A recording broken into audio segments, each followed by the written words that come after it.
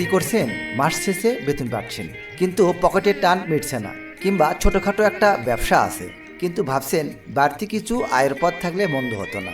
আচ্ছা, কেমন হতো যদি আপনার বাড়ির পিছনে ওই ফেলে রাখা খালি জায়গাটা প্রতি মাসে আপনার জন্য একটা বোনাস স্যালারির ব্যবস্থা করে দিত? আপনি হয়তো ভাবছেন ঘরের খেয়ে বনের মোষ তাড়ানোর সময় কোথায়, কিন্তু আজ আমি আপনাকে এমন এক চতুষ্পদ আলাদিনের চেরাগের গল্প শোনাবো যা আপনার চাকরি বা ব্যবসার কোনো ক্ষতি না করেই স্রেফ পার্ট টাইম পরিশ্রমে আপনার ভাগ্য বদলে দিতে পারে। হ্যাঁ, আমি ছাগল পালনের কথাই বলছি, তবে সনাতন পদ্ধতিতে লস খাওয়ার গল্প নয়। আজ জানবেন চাকরি বাঁচিয়ে সম্পূর্ণ আধুনিক উপায়ে বাড়ির আঙ্গিনায় ছাগল পালনে কোটি টাকার আইডিয়া। শুরুতেই অনেকের মাথায় হাত, ভাই সকাল 9টা থেকে 5টা ডিউটি করি, ছাগলকে খাওয়াবে কে? ছাগল কি আর ঘড়ি ধরে অফিস চেনে? এখানেই লুকিয়ে আছে আধুনিক খামার ব্যবস্থাপনার আসল ট্রিক। আপনাকে সারাদিন ছাগলের পেছনে লাঠি নিয়ে দাঁড়িয়ে থাকতে হবে না। দিনে মাত্র 2বার, সকালে অফিসে যাওয়ার আগে আধা ঘন্টা এবং সন্ধ্যায় ফিরে এসে আধা ঘন্টা, ব্যাস 24 ঘন্টার মধ্যে এই মাত্র 1 ঘন্টা সময় যদি আপনি বের করতে পারেন, তবে আপনিও হতে পারেন একজন সফল পার্ট টাইম অ্যাগ্রো উদ্যোক্তা। বাকি সময়টা তারা নিজেদের মতো খাবে আর ঘুমাবে। আপনার অফিসের বসের ঝাড়ি খাওয়ার সঙ্গে এদের কোনো বিরোধ নেই। এখন প্রশ্ন হলো, ছাগলগুলো থাকবে কোথায়? আপনার ড্রয়িং রুমে তো আর ছাগল বাঁধবেন না, বাড়ির আঙ্গিনায় বা পেছনের লেনে অল্প একটু জায়গা থাকলে চলবে। তবে ছাগলের ঘর বানানোর একটা আধুনিক এবং সহজ নিয়ম আছে, যেটাকে বলে মাচা পদ্ধতি। মাটি থেকে অন্তত 3 থেকে 4 ফুট উঁচুতে কাঠ বা বাঁশের চোটা দিয়ে এই মাচা তৈরি করতে হয়। এর সুবিধা কি জানেন? ছাগল হচ্ছে চরম বাবু টাইপের প্রাণী, এরা একদম স্যাঁতস্যাঁতে জায়গা পছন্দ করে না।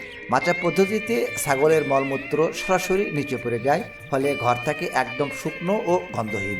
আর ওপরের ছাদটা এমনভাবে দেবেন যেন পর্যাপ্ত আলো বাতাস খেলে। ব্যাস, আপনার ছাগলের জন্য 5 স্টার রিসোর্ট তৈরি। ঘর তো হলো, এবার রিসোর্টের মেহমান কারা হবে, মানে কোন জাতের ছাগল কিনবেন, চলুন জেনে নেওয়া যাক। তো তার আগে ছোট্ট একটা রিকোয়েস্ট, এখনও আপনারা যারা আমাদের এই চ্যানেলটি সাবস্ক্রাইব করেন নাই, অবশ্যই চ্যানেলটি সাবস্ক্রাইব করে আমাদের এই ছোট্ট পরিবারের সদস্য হন। আর অলরেডি যারা সাবস্ক্রাইব করেছেন তাদেরকে জানাই অসংখ্য অসংখ্য ধন্যবাদ। চলুন আমরা কথা না বাড়িয়ে মূল আলোচনা শুরু করি। সম্মানিত উদ্যোক্তা ভাই বোনেরা, আমাদের বাংলাদেশ আর ভারতের আবহাওয়ার জন্য সবচেয়ে সেরা এবং কিংবদন্তি জাত হলো ব্ল্যাক বেঙ্গল।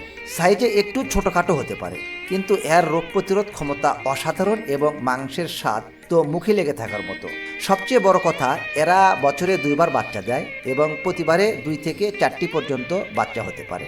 আর আপনি যদি একটু বেশি ওজনের এবং রাজকীয় লুকের ছাগল চান, তবে তোতাপুরি বা যমুনাপাড়ি, ব্রিটল এগুলো ট্রাই করতে পারেন। তবে আমার পরামর্শ হলো শুরুটা ব্ল্যাক বেঙ্গল দিয়েই করুন। লোকাল হিরোদের ওপর ভরসা করার সবসময়ই বুদ্ধিমানের কাজ। সম্মানিত উদ্যোক্তা ভাই বোনেরা, এবার আসি সবচেয়ে বড় খরচের জায়গায়, সেটা হলো খাবার। অনেকেই ভাবছেন ছাগল পালা মানেই মাঠে নিয়ে ঘাস খাওয়ানো।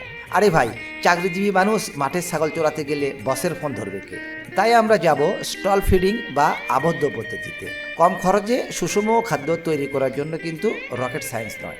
আপনি নিজেই ঘরে বসে গম, চালের গুঁড়া, খেসারির ভুসি, খৈল, খড়, সামান্য লবণ আর চিটাগুড় মিশিয়ে চমৎকার দানাদার খাদ্য তৈরি করতে পারেন।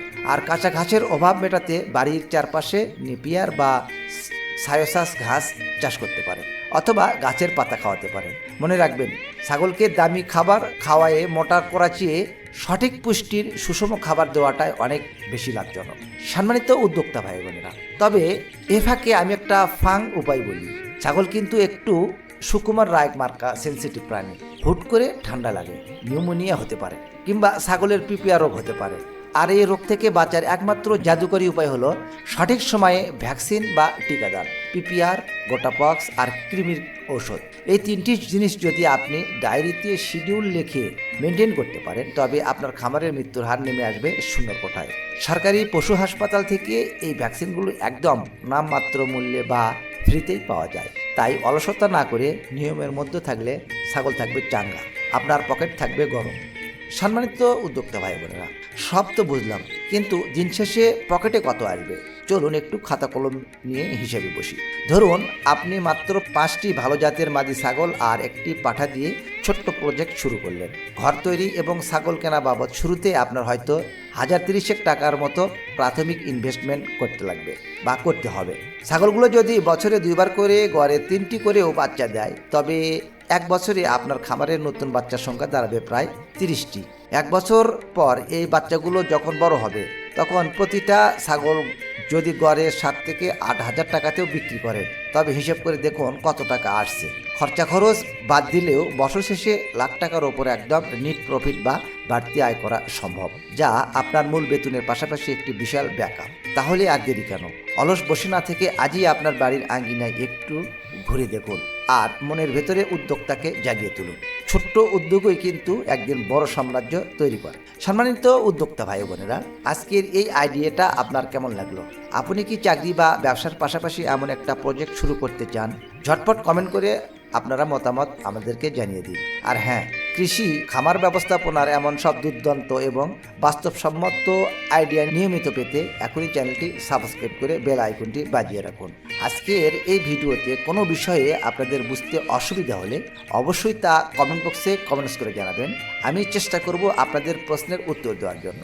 আর আমাদের চ্যানেলে পশু পাখি পালন এবং তাদের রোগবালাই দমন ব্যবস্থাপনার ওপর অনেকগুলো ভিডিও আছে, প্রয়োজনে আপনি দেখে আসতে পারেন।